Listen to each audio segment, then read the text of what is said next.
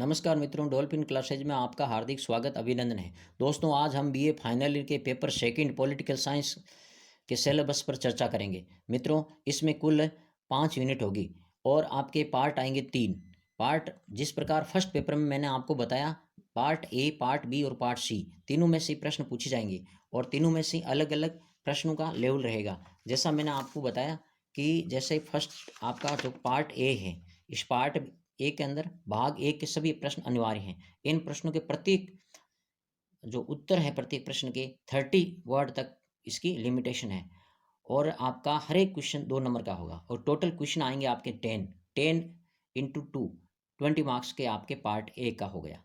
आपको यदि बाकी क्वेश्चन ज़्यादा याद नहीं रहते हैं तो भी आप इसके अंदर बहुत अच्छे मार्क्स ला सकते हो, क्योंकि पहले 5 क्वेश्चन आते थे और उन्हीं में से 5 यूनिट में से हर यूनिट में ऑप्शन होता था। एक यूनिट में दो दो प्रश्न आते थे, मतलब दोनों में से एक कंपलसरी था।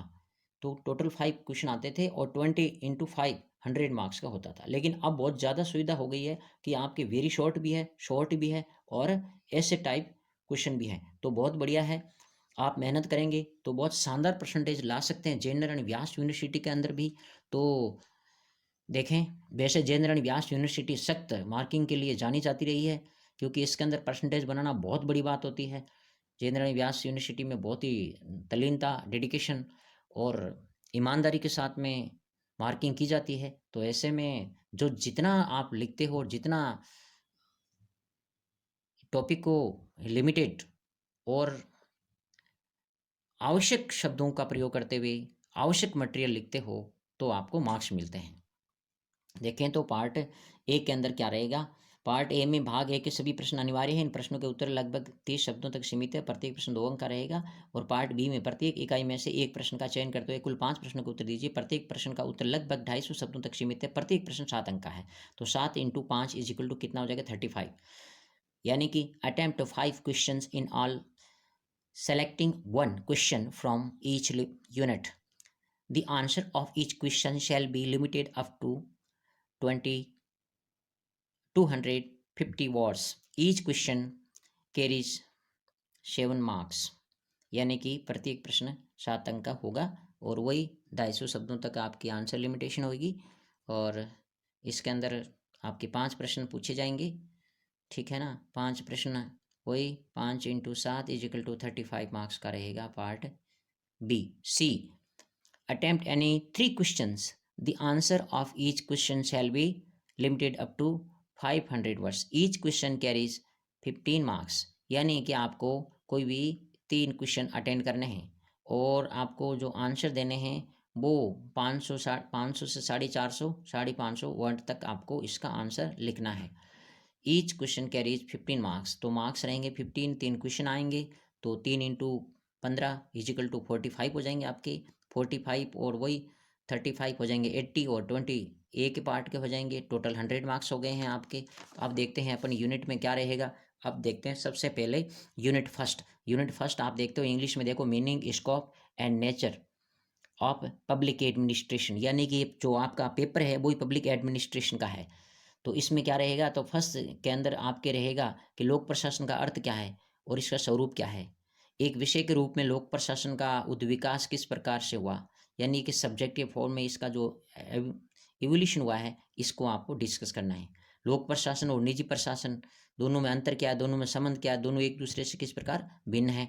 राजनीति और प्रशासन, राजनीति क्या है, प्रशासन क्या है, दोनों में क्या समानता है, क्या भिन्नता है। नवीन लोक प्रशासन, न्यू एडमिनिस्ट्रेशन क्या है। लोक प्रशासन की अध्ययन पद्धतियाँ कौन सी है और लोक प्रशासन के कौन से उपागम, यानी कि लोक प्रशासन के कौन से जो आपके कॉन्सेप्ट रहे हैं, इसके मेथड्स रहे हैं, इसके संबंध में आपसे प्रश्न पूछा जाएगा। और यूनिट सेकंड रहेगी आपके प्रशासनिक व्यवहार।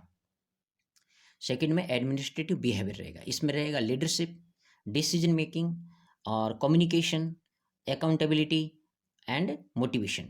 यानी कि इसके अंदर आपके नेतृत्व, प्रशासनिक व्यवहार में नेतृत्व, लीडरशिप, निर्णयन, डिसीजन मेकिंग और संचार, कम्युनिकेशन, जवाबदेहिता, रेस्पॉन्सिबिलिटी और मोटिवेशन, ये चीज़ें रहेगी आपके प्रशासनिक व्यवहार के अंदर। यूनिट थर्ड में नौकरशाही और लोक सेवकों की अवधारणाएं, यानी कि concept of bureaucracy and civil services. अब देखो, विकासशील समाजों में लोक सेवा की भूमिका क्या होती है? आज जैसे हम देख रहे हैं, हर राष्ट्र का एक लोक कल्याण एक स्वरूप है, लोक कल्याणकारी स्वरूप है, और इसके अंदर लोक सेवकों या ब्यूरोक्रेसी की बहुत बड़ी भूमिका या रोल होता है। तो किस प्रकार से एक सक्षम, ईमानदार और डेडिकेट लोक सेवक और डेडिकेट राज्य उन सेवाओं को जन कल्याण के रूप में परिवर्तित करते हैं। प्रशिक्षण और पदोन्नति, यानी इन नौकरशाहों का किस प्रकार प्रशिक्षण दिया जाता है, किस प्रकार अच्छे कार्य करते हुए उनको विभागीय पदोन्नति दी जाती है, और पदोन्नति किस प्रकार उनको उनके मोटिवेशन को बढ़ाती है और लोक कल्याण के लिए मोटिवेट करती है, इनसे संबंधित प्रश्न पूछे जाएंगे। फिर आता है यूनिट 4 बजट, अवधारणाएं और तकनीकें, यानी कि बजट संबंधी अवधारणाएं हैं और बजट संबंधी कौन कौन सी तकनीकें हैं। बजट निर्माण और क्रियान्वयन, बजट का निर्माण किस प्रकार किया जाता है, बजट निर्माण को कौन से तत्व प्रभावित करते हैं, बजट निर्माण के लिए कौन से जो स्रोत होते हैं जिनके माध्यम से बजट का वो निर्माण किया जाता है। तो उन अपने जो स्रोत होते हैं, आर्थिक स्रोत होते हैं, उनके आधार को ध्यान में रखते हुए, उनके अवेबिलिटी को या उपलब्धता को ध्यान में रखते हुए किया जाता है, और उनको किस प्रकार से इम्प्लीमेंट किया जाता है। फिर वित्त मंत्रालय की भूमिका, कि भाई बजट निर्माण वित्त मंत्रालय की क्या भूमिका होती है, और बजट को किस प्रकार से वो एक प्रभावी और एक लोक कल्याणकारी बजट के रूप में पेश कर सकते हैं। लेखांकन और लेखा परीक्षण, इसके साथ में अपने ऑडिटिंग और ऑडिटिंग इवोल्यूशन किस प्रकार से होता है। अपन देखते हैं कि जो भी धन खर्च करने के लिए जिस संबंधित फर्म को दिया जाता है या संबंधित विभाग को दिया जाता है, वो जहाँ खर्च किया जाना था उसी पर हुआ है या नहीं हुआ है तो किस प्रकार से वहाँ घोटाला या कोई करप्शन तो नहीं हुआ है, इससे संबंधित लेखा परीक्षण किया जाता है। और लास्ट आपकी है 5th यूनिट, इसमें प्रशासन पर विधायी, कार्यकारी और न्यायिक नियंत्रण। देखो, प्रशासन पर इस प्रकार का नियंत्रण किया जाना जरूरी भी है, लेकिन अति नियंत्रण उनकी जो एकदम खुद की जो लोक सेवक होते हैं उनकी जो रचनात्मक प्रवृत्ति होती है उसको भी नियंत्रित नहीं किया जाना चाहिए। तो प्रशासन विधायी, कार्यकारी और न्यायिक नियंत्रण किस प्रकार से एक दूसरे से संबंधित है और एक दूसरे से स्वतंत्र हैं, या एक दूसरे को प्रभावित करने की क्रियाएं किस प्रकार होती है।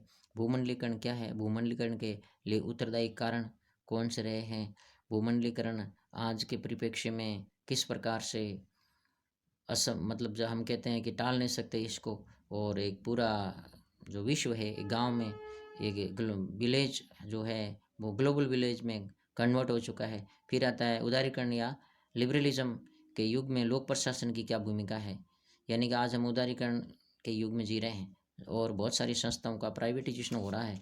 तो ऐसे में सरकार की भूमिका है ही, लेकिन निजी प्रशासन को और निजी भागीदारी को ध्यान में रखते हुए लोक सेवकों की, लोक प्रशासन की क्या भूमिका है, इससे संबंधित प्रश्न आएंगे। तो मित्रों, ये था आपके बीए फाइनल ईयर का सिलेबस। अच्छे से पढ़िए, अच्छे से मार्क्स लाइए, और तब तक के लिए धन्यवाद। जय हिंद, वंदे मातरम।